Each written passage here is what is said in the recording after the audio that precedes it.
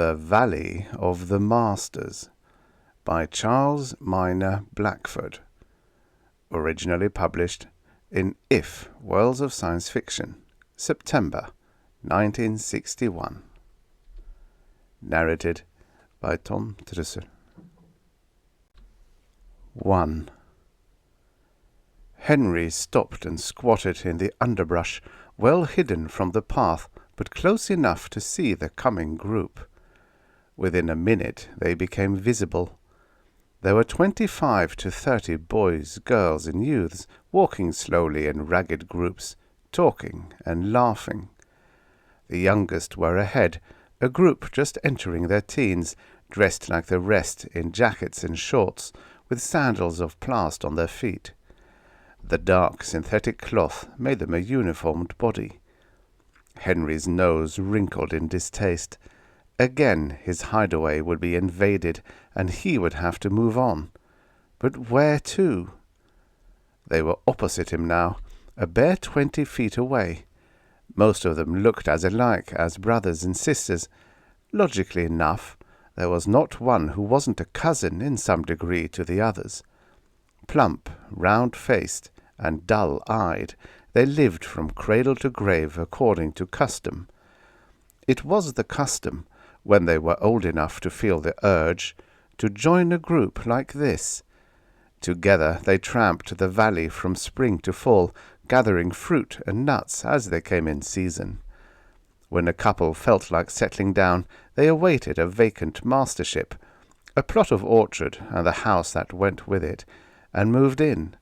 And they took over the responsibilities of the place and bred or adopted the 3 children necessary to hold it. They remained there until they became elders. Then they moved into town, where they worked in the factories, idled, and gossiped until death overtook them. They were ignorant, superstitious, living out their dull routine as generations before them had. Only a few questioned it. Almost none made any active challenge. The youngsters sighted the tavern and made for it at a dead run, wanting to claim favorable bunks before the others arrived. Henry was impatient. Ants were crawling over his foot, but it would never do for him to be seen, especially in the woods. One didn't go into them. They were inhabited by goblins, ghosts, and fearsome animals. Finally they were past.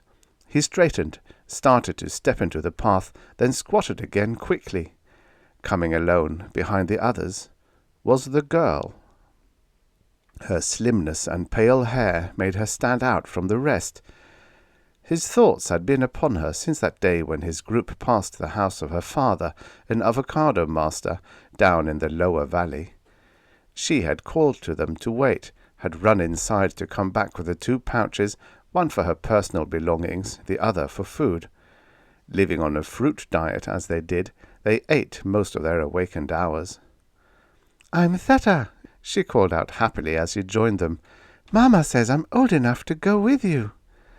She recognized a cousin and ran over to join her, her hair a spot of brightness among the dark. He wanted her from that moment, but she was far too young. He would have to wait. Coming towards Theta from the opposite direction was the slap of flat feet.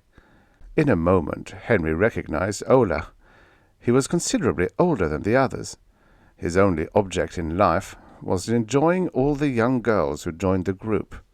He was a bulky dullard and a bully, his eyes small and mean. It was evident that he was looking for the girl. A pleased expression spread over his face when he saw her.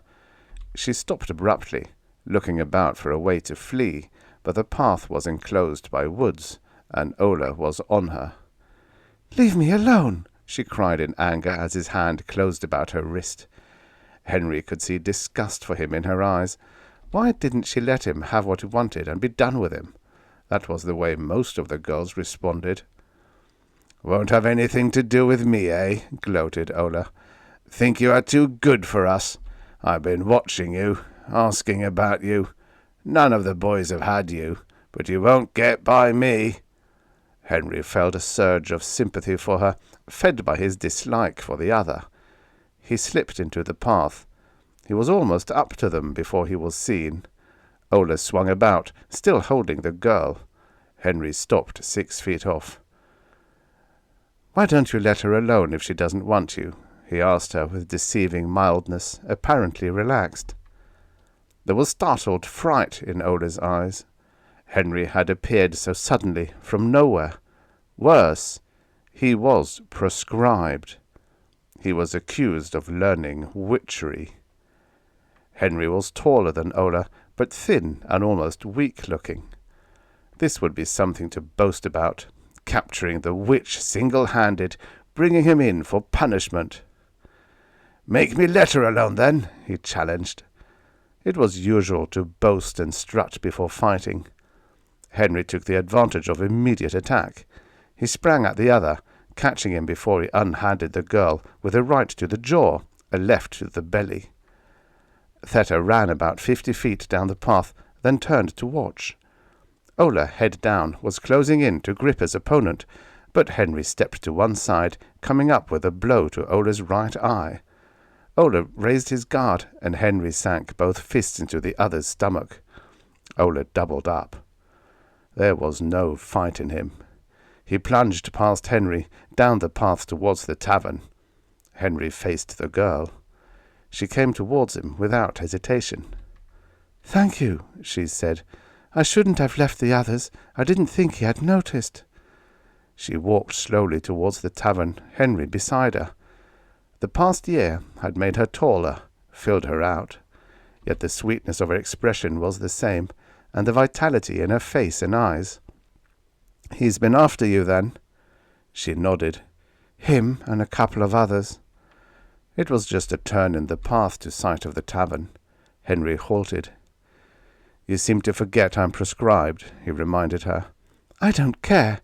I like you. Always have." Her voice became tragic. "Why did you go into that awful learning house?" "I got tired of wondering what kept the food in the bins fresh, how it got from the hoppers in the field to the bins, what made the light and heat, where the water came from." "But the old ones did it all by magic." "What kind of magic?" His face had a slightly mocking expression. "If that was so, why are things beginning to break down? Magic should go on forever." From the direction of the tavern came sounds of shouting. He smiled at her. "You'd better go on before they think I've turned you into a bat." "Henry," she began, but she had lingered too long. The whole group rounded the turn, trotting, their face twisted in superstitious fury. They raised their arms when they sighted the two. Each hand had a stone in it. "She's one of them too!" screamed fat, malicious Heckler, seeing a chance to vent her envy. "They're planning something! Throw! Throw!" Her voice was a hysterical shriek. Henry saw the stones in the air. Grasping the girl's wrist, he drew her into the brush beside the path. He stopped his flight under an ancient tree and let go her wrist. "See," he said, "even to speak to me is dangerous." She tossed her head and brushed the hair from her brow, her eyes scornful. "I don't care. I'm sick of them." "You can go back. Give them some fancy tale about my hexing you, but say that you crossed 2 sticks or something and got away." She looked him squarely in the face, her own composed and determined. "I'd rather stay with you." He dropped to a jutting rock and scraped at the dead leaves with the heel of his sandal. "It's not nice," he began, "the life I live, hiding in the woods by day, sneaking into deserted houses or taverns at night for food and warmth.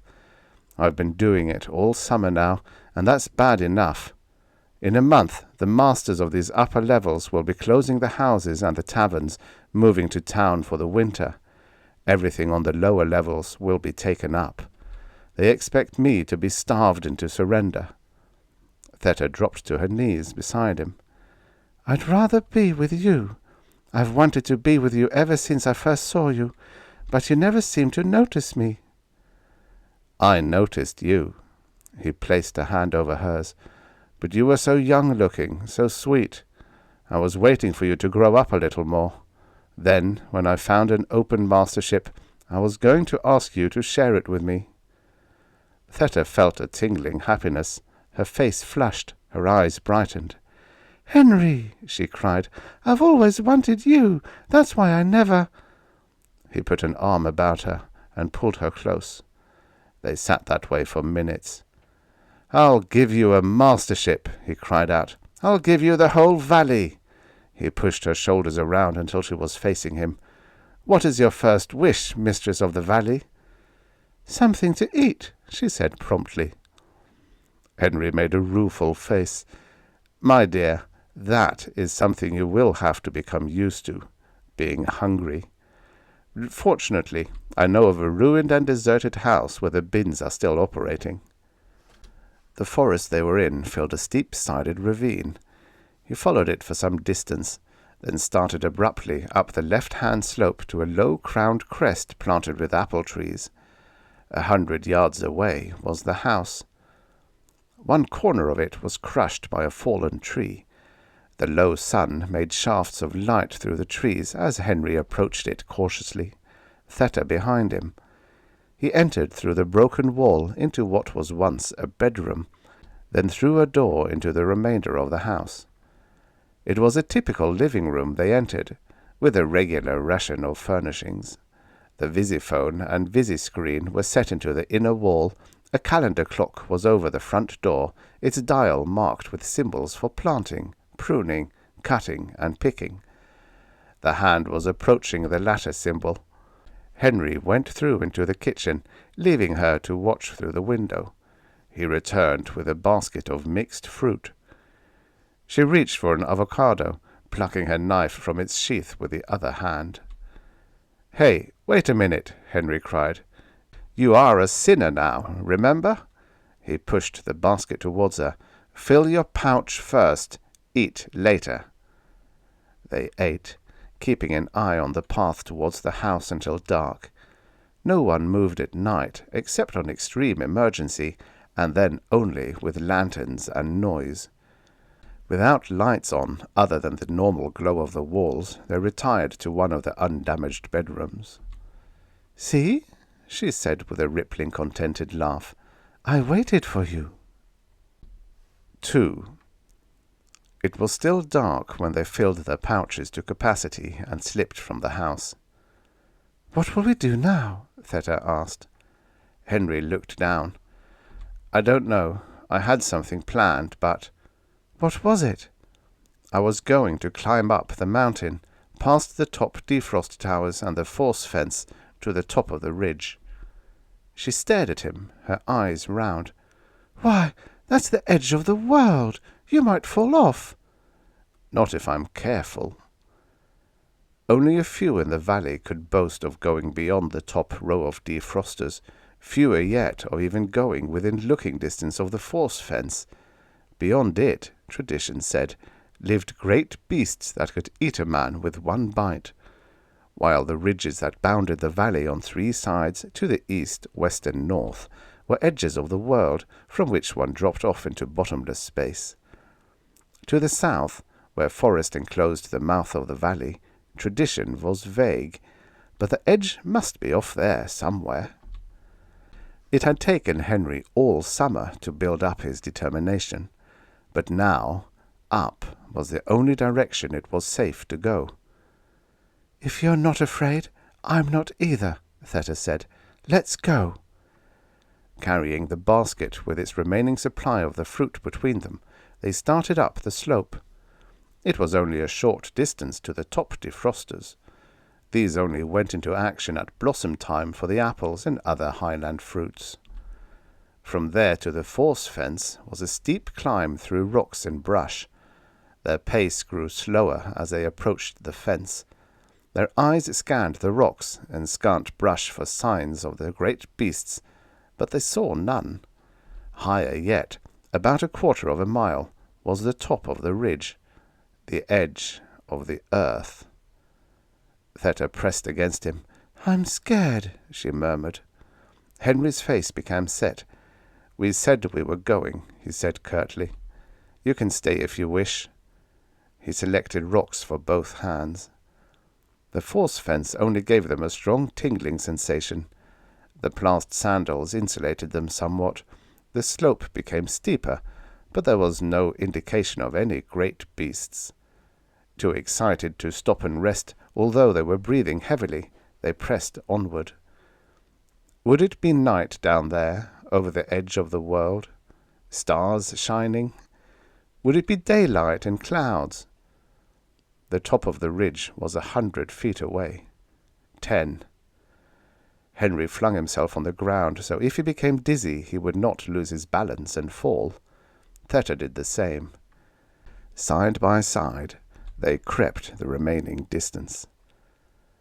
What they saw made them stare in open-mouthed amazement. Before them was another ridge running out from the northern range. It was pretty much like the one they were on. Between it and them was another valley. Defrost towers rose from among the trees. Over the top of the opposite ridge they could see still another. The northern mountains were lost in the blue distance. The shock to both was unnerving. Steeled to look out into limbo, they found a valley much like their own. Together they turned and looked back into what could be seen of their own valley. Even in shape, the two were roughly similar. They could see the tall, slim defrost towers, an occasional house, and the geometrical designs of the groves and orchards with their orderly rows of trees. There was town at the lower end of the valley, and there, at the upper end, was something they never knew existed. A large, ivy-clad building that stretched from cliffside to cliffside, and yet above that was a still blue lake. Henry looked ahead again. There was a difference in the other valley. There were no orderly rows of fruit trees, only thick forest like that which grew only in their ravines or beyond the foot of the valley. The defrost towers looked down on multicolored autumn foliage, even in the bottom of the valley where everything should be green. Why weren't there fruit trees for the defrosters to protect? What kind of a crop did this valley grow? Henry scrambled to his feet. Theta looked up at him. "What?" "I'm going down there." "What for?" "To see what they grow, what kind of people they are." "They might—" He smiled down at her. "I've become an expert at not being seen," he assured her. "I've had them pass 5 feet away." Theta got up. "I'm coming too." They reached the force fence, but there was no irritation. The forest started immediately, and it was fairly clear of underbrush. There were no paths to be seen, no sounds of harvesters, no unfamiliar trees. Even on the floor of the valley there were no signs of life, although they had seen and avoided several houses.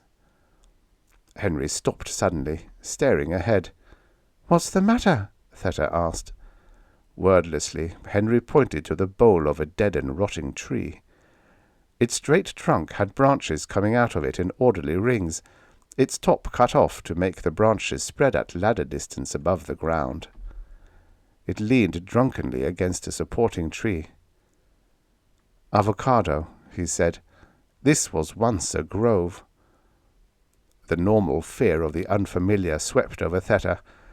"I want to get out of here. It scares me," she quavered. Henry glanced up at the sun. "Too late to cross over now," he said. "We'll find a house." He turned and looked about. There should be one close, on the slope of the ridge, so as not to take up usable land. He sighted one and made for it. From the outside it looked no different from those in their own valley. Beside it was an old apple tree with some emaciated fruit on it. At least they wouldn't starve. As the house was obviously empty, he went around to the back, got a picking ladder off the rack, and plucked enough fruit to fill their pouches, although it was unflavorable. Not until then did they venture to the front door and push it open.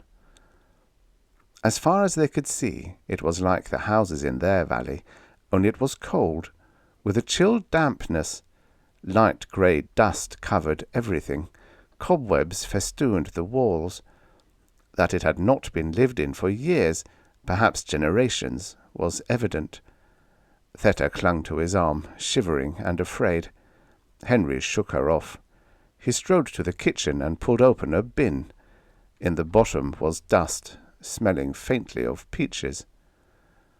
"We'll clean out a bedroom for the night," he said, re-entering the living room. In the bedroom, the westerly sun poured light through a dust-covered window, putting the bed somewhat in shadow. It, too, was covered with dust, turning the everlasting blankets into a colour uniform with the room. Their movements stirred up dust that danced as motes in the streaming sunlight, as if to bar their way across the room. They walked into it. Their eyes could now see clearly what was beyond.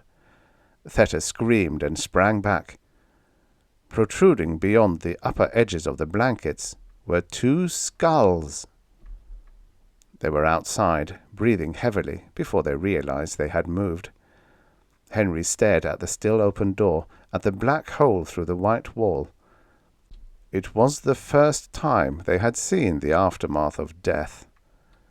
For their people, there were places into which bodies were placed. From them they vanished like all other refuse. Shaken by the horror of it, they plunged into the forest in panic. The sun dropped behind the ridge, the air chilled. Bones or no bones, they had to find shelter for the night.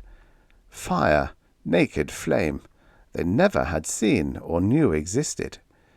Heat came from the walls of houses, with warm clothing and blankets. Henry's lips firmed. Dead ones or no dead ones, they had to find something to keep them warm during the night. Another house appeared. With fast-beating hearts they entered. It was now warmer inside, but still chilly. They would still need coverings. "Stay here," Henry said. He strode into the nearest bedroom. Without stopping to look around, he stepped to the bed. Closing his eyes, he snatched off the bedding and fled into the living room. Together, crouched in a corner, the bedding around them, they spent the night. Sleep did not come immediately.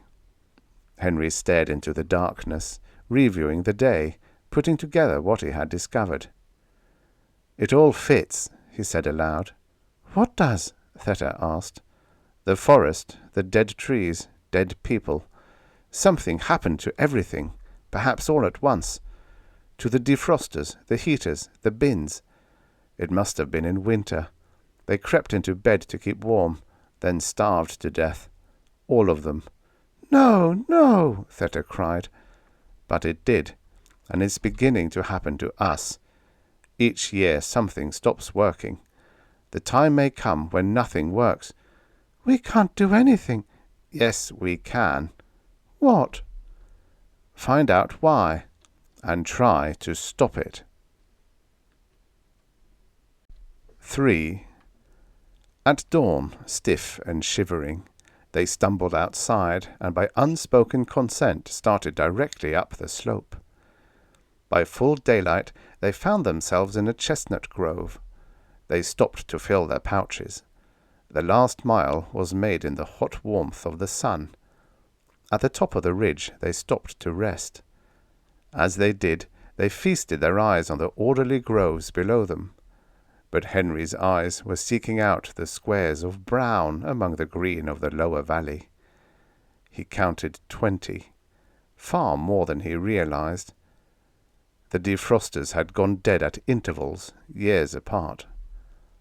His eyes crept up the valley to the structure at its head, with a captive lake behind it.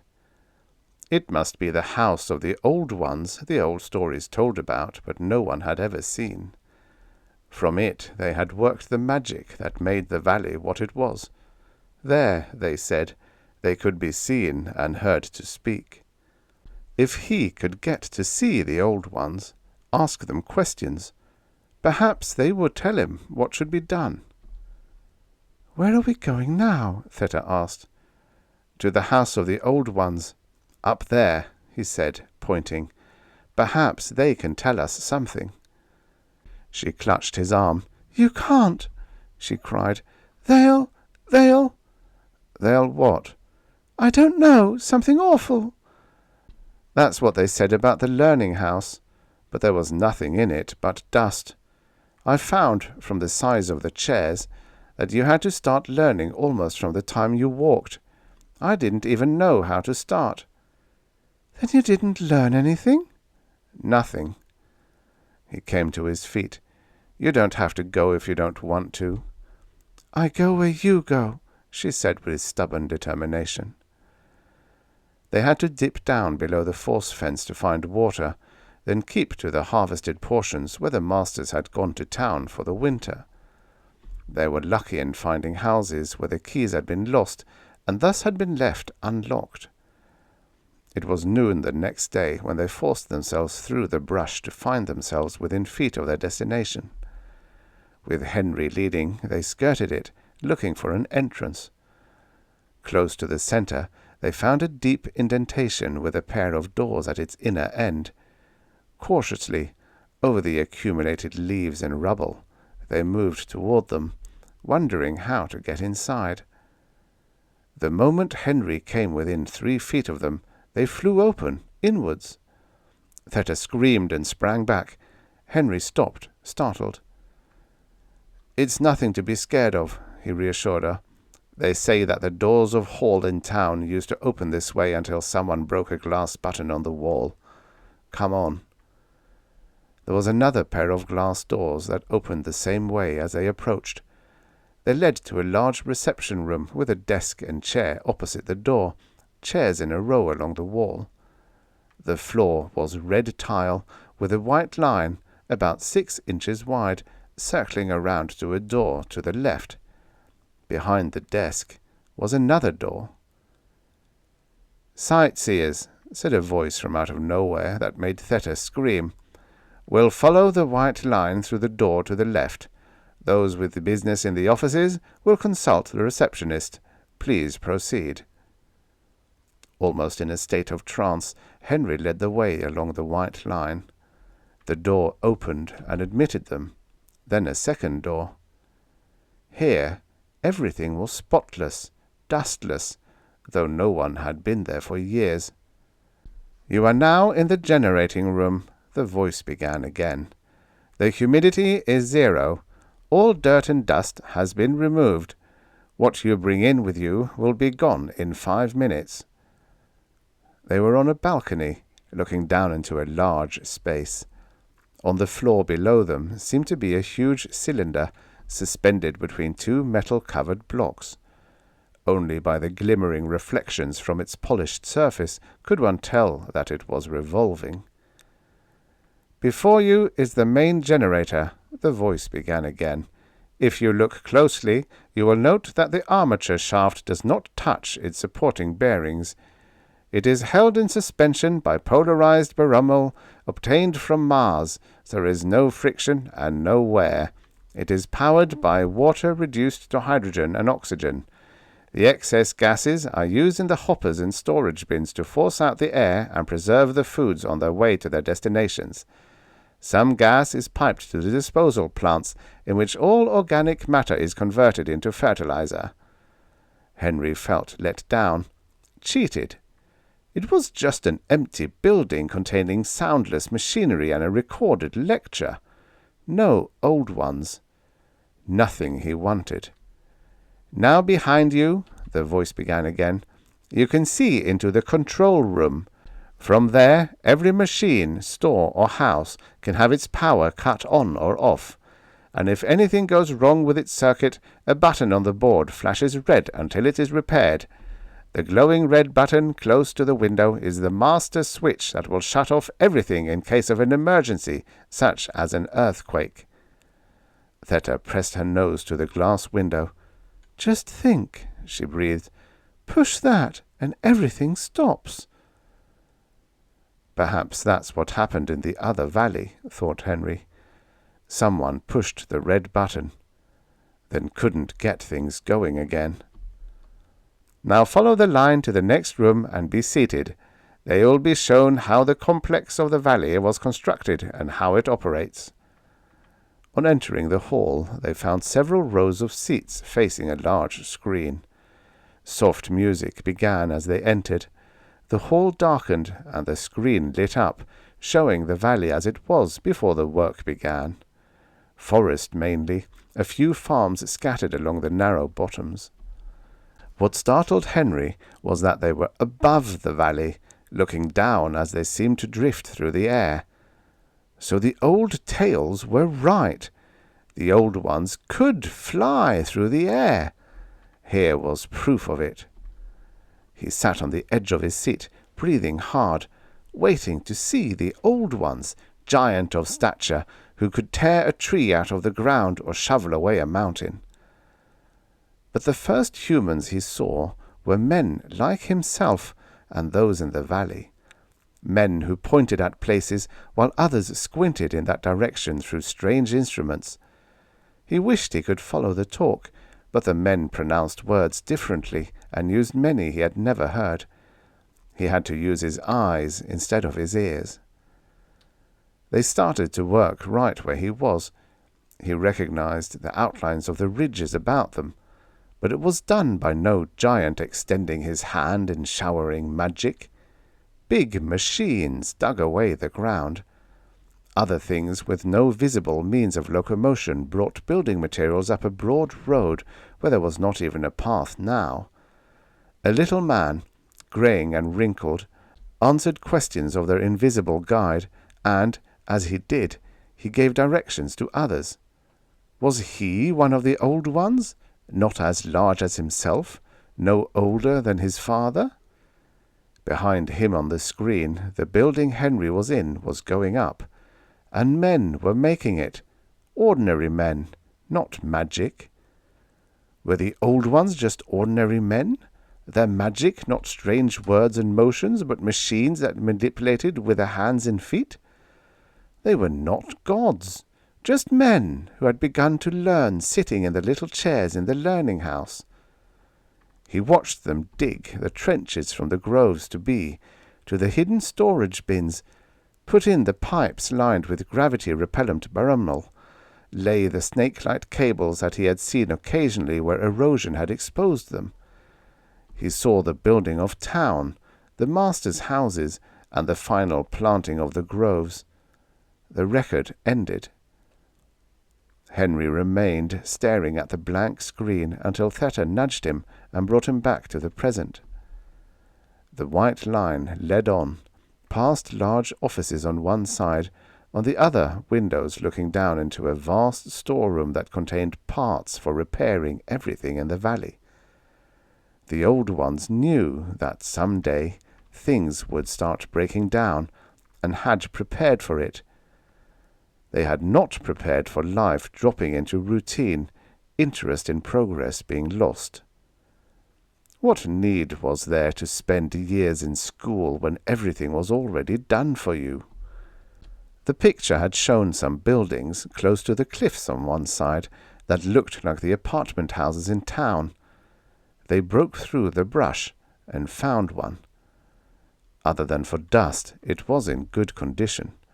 The food bins were filled, but the contents had dried to the hardness of stone. As soon as they were emptied, they began to refill, but it was 2 days of constant emptying before eatable fruit began to appear. By the end of a week, they had the rooms they needed cleaned and some of the brush about the place cut clear. It left Henry free to roam the plant. He sat again and again through the record of construction, understanding a little more each time. He noted, for instance, where what was now forest at the entrance to the valley was once farmland, laid out in squarish, vari-coloured fields. He found his way into the control room, discovered how to trace the lines from the board to their end on the large map on the wall across from the board.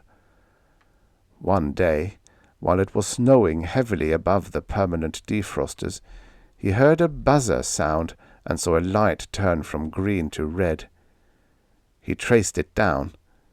It was the damaged house where they had first taken refuge. There was plenty of time to ponder. Each time it ended in the same question and the same conclusion. Something had to be begun before it was too late. The valley had to be stirred out of its antipathy. But how? One morning, before dawn, he sat up in bed. Theta asked what was wrong. "I'm going to the meeting in town at peach blossom time," he announced. "Something has to be done." Theta clutched his arm. "You can't! They'll kill you!" "I have to. Do you want our children or our children's children to die like those people on the other side of the ridge?" "No, but—" "I have to go. I have to make them listen." 4. The Peach Blossom Time meeting was always the best in the year. Those not already in town were on the nearby bottom groves. After it, the masters would return to the upper orchards, and the youth work parties would start their rounds. During the 3-day meeting, there would be dances and parties, an exchange of news, while the assembled elders would judge disputes, pass on the qualifications of masters, deposing the lazy and unfit, selecting couples to take their places. It was the one time of the year when Henry could get the ear of everyone. They travelled down unseen, slipping into unlocked houses for food and the night. They entered town at the beginning of the first meeting. They made it unrecognized to the hall. It was not crowded. The day was bland. Most preferred to stay outside and watch the proceedings on the visi-screen. Henry and Theta slipped into a section on one side and awaited the clearance of the immediate business of the elders. There was none of importance. Within an hour, all that was pending was cleared up. The senior elder, emaciated and with shaking hands, faced the audience. "Any further business?" he quavered. Henry stood up. "Yes," he called out, "something very important." Theta fully intended to follow him, but she found she could not move. It was as if she was tied to the chair. The more practical of the two, she knew that the men he was facing would refuse to face the facts. All he was doing was placing himself in their hands, and that meant death. The elders peered in his direction as he gained the aisle. Ole twisted about in his seat and was the first one to recognize him. For a moment he stared open-mouthed. "It's Henry Callis!" he cried out. "He's proscribed for learning witchery! Grab him!" Henry stopped before him. Ole's words became a gurgle and dried up. "If I'm a witch," Henry said loudly, "I'm a good person to keep away from. Whether I am or not, I have something important to tell you, and all of you had better listen." He started again for the platform, those along the aisle shrinking back as he passed. The elders, from fat to withered, with the same uneasy expressions on their faces, watched silently as he climbed to the stage and faced them. He could feel their chill hostility. He knew now that he had done wrong, but it was too late to undo it. He stopped a short distance from their table, half-turned so the audience could hear him. "I have been living in the houses of the old ones at the head of the valley, beyond the defrosters and the forest above them, and I also have been up to the top of the East Range, expecting to look over the edge of the world. But what I saw was another valley just like this one.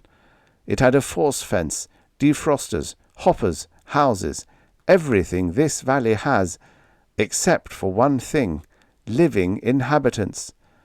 There were people in the houses, dead people, reduced to bones, the bones of people who had died from hunger and cold when everything in their valley suddenly ceased to work. That is what sent me to the house of the old ones, to see if I could find out what had happened. I found out there that the old ones were not giants who did things with magic, but people like ourselves who used machinery to make things, just as we make clothing with machinery here in town. They had machines that could fly through the air. They could go the length of the valley in an hour in a road machine. With machines they built these buildings, dug the trenches for the hoppers, did everything. They were just men. Men who had studied in the learning houses from the time they were tiny children. And I found out more. He stopped to take a quick look about the still hall. He felt the hostility. And I found out more, he repeated. I found that, in this valley, 20 banks of defrosters have already failed.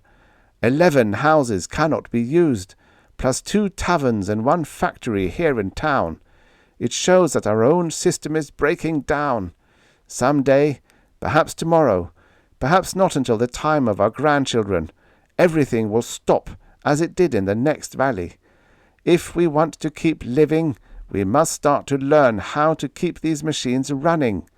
At the house of the old ones there is a vast store of parts and visograph records showing how it should be done.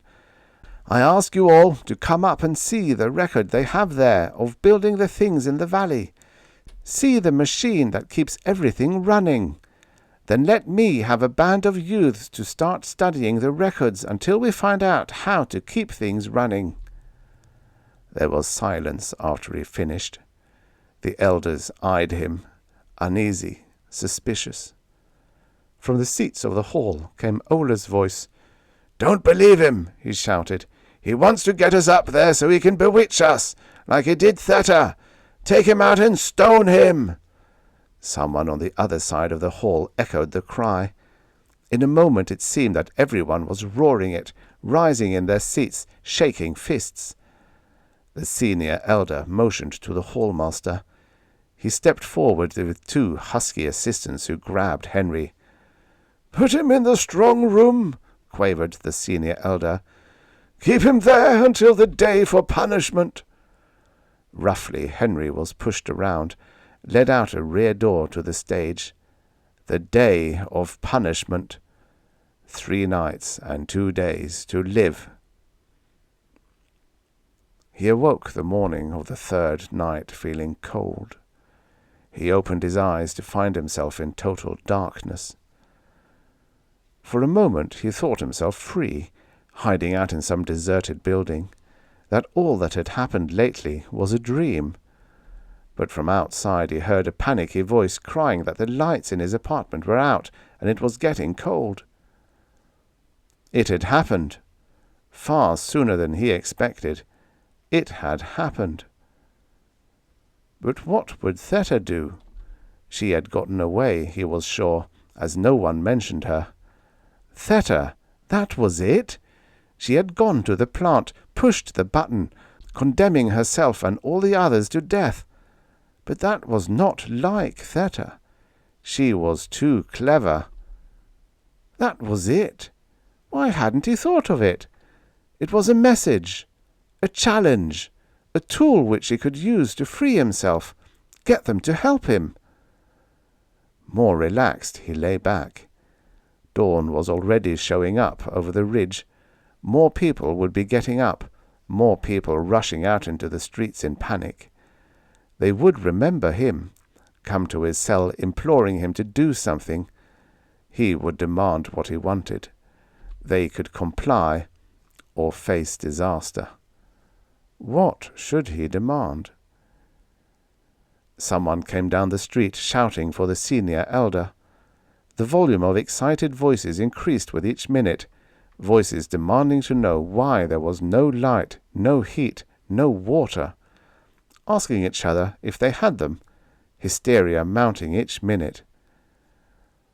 Perhaps it would be a time before they thought of him, but they would be before him before the day was over. "It's that witch in the strong room," bellowed Ola's voice outside. "He did it by magic! Kill him before he strikes us all dead!" The cry was taken up. "The witch! Kill the witch! He did it! He is right in there! Kill him!" Cold terror seized Henry. Theta's scheme was backfiring. There would be no reasoning with a superstitious, hysterical mob. Well, at least it hurried things up by a few hours. More composed, he came to his feet as they burst through the back door of the hall and stampeded towards the door to the cell. He even smiled slightly. If they thought him a witch. The key was in the lock. They had no difficulty getting in. He stood in the center of the room, the slight smile still on his lips. He raised his forearm to a horizontal position, pointed his index finger in their direction. "Who wants to die first?" he cried above the noise they made. The onrush into the cell stopped abruptly, those in front pushing back against those behind them. They followed his finger with fascinated eyes as he fanned it across the group of them. He stopped, his finger pointing to a fat, apple-cheeked grove master. The man shrieked, turned about and began fighting his way back into the corridor. One man was tripped up and fell. There was a wild shriek of terror. Men shouted that he was killing the leaders by magic. To Henry it seemed only an instant before the passageway was back in its usual silence. He stepped out of his cell. He could see a mass of people about the street door surrounding the panicked men. The passage in the other direction seemed empty. He turned that way, passed onto the rear of the stage, felt his way across it in the darkness to the steps and down into the aisle. Calmly and without haste, he passed through the front doors into the next street and walked, unrecognized in the half-light and excitement, out of town. It was dark when he arrived in the upper valley. Theta was sitting at a table. She sprang up and rushed into his arms with a glad cry. "It worked! They let you go?" He looked about. "You turned the power back on?" "No. The plant in these buildings have a separate power source of their own. I wasn't going to touch it until I knew you were safe." He drew an apple from a bin and munched it. "We'd better turn things on again before the fruit spoils. Come on." The button, Henry knew, turned on as well as off. Henry pressed down the button, stepped back to watch the large battery of lights flash on, but nothing happened. Had Theta somehow wrecked? The red buttons all began to glow again. Then, a minute later, a bank of lights switched to green, then another and another. But Henry noted that an occasional light did not change. Within the hour, the board was lighted up completely. Henry could barely stumble back to his quarters as the reaction set in, compounded with disappointment. He flung himself on his bed. "I have failed," he kept muttering. "I have failed in everything. They won't listen. No one will." Theta wisely kept silent and covered him up. On the second day, they heard the sound of a group breaking their way through the forest. They slipped into the brush, ready to retire to a hiding place they had ready. But the dozen people who appeared in the clearing did not have the look of a vengeful mob. Several were almost elderly. Some were boys. 2 were young women. Henry stepped into the open, but not too close to them. "What do you want?" he demanded. They looked at each other, waiting for the other to speak first. "What do you want?" Henry directed his question to an elderly grove master. "I want to know what's happening," he began. "My hopper has stopped working. My defrosters were dimming. They blame me." A young man, strong, with alert eyes, stepped forward. "You are right about that other valley," he said. "I have been in it myself. I don't want that to happen here. I want to learn." "I do too," shrilled one of the teenagers. "I sneaked into a learning house too, but I couldn't understand." The others gave their reasons. All varied, but with the same intent. They wanted to learn. Sometimes how to repair an individual object, others longed for general knowledge. But they were willing to face the rest of the valley with him to get it. Henry took a deep, happy breath. There would be others. Slowly but surely the group would grow. "Come in," he said. "Rest and eat. Then we'll start making plans."